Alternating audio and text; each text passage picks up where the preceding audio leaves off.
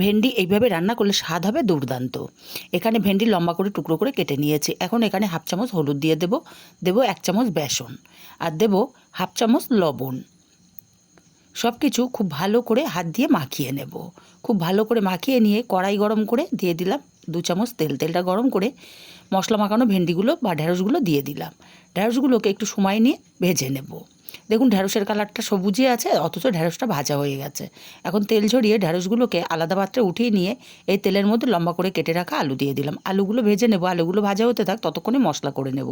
Mixture জারের মধ্যে দিয়ে দেবো 2 চামচ সাদা তেল, হাফ চামচ গোটা জিরে, আর স্বাদ অনুযায়ী কাঁচা লঙ্কা। মিক্সচার জারটা ঘুরিয়ে সব কিছু গুঁড়ো করে নিয়ে অল্প জল দিয়ে মিহি করে পেস্ট রেডি করে নেব। আর এদিকে আলুগুলোও বেশ লাল করে ভাজা হয়ে গেছে। এখন আলুগুলোকে তেল ঝরিয়ে উঠিয়ে নেব। আলুগুলোকে উঠিয়ে নিয়ে এই তেলের মধ্যে ফোড়নে দেব হাফ চামচ কালো জিরে। ফোড়নটা একটু ভাজা হলে 100 গ্রাম চিংড়ি মাছ দিয়ে দিলাম। চিংড়ি মাছটাকে হালকা করে ভেজে নেব। চিংড়ি মাছটা হালকা ভাজা হয়ে গেলে এখানে দিয়ে দেব পেস্ট করে রাখা মশলা। মশলাটাকে দিয়ে মিনিটখানিক কষিয়ে নেব। মিনিটখানিক কষানোর পরে এখানে দিয়ে দেব হাফ চামচ হলুদ আর হাফ চামচ কাশ্মীরি লঙ্কার গুঁড়ো। মশলাটাকে আরও কিছুক্ষণ কষিয়ে নিতে হবে।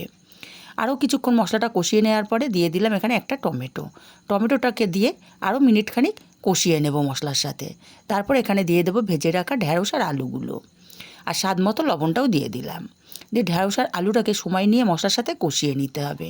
মিনিট 2 সময় নিয়ে ঢ্যাঁড়স আর আলুটাকে মশলার সাথে কষিয়ে নিয়ে মিক্সচার জার ধুয়ে পরিমাণ মতো জল দিয়ে দিলাম। নাড়াচাড়া করে ভালো করে মিশিয়ে দিয়ে তারপরে ঢাকা দিয়ে আমি রান্না করব 5 মিনিট।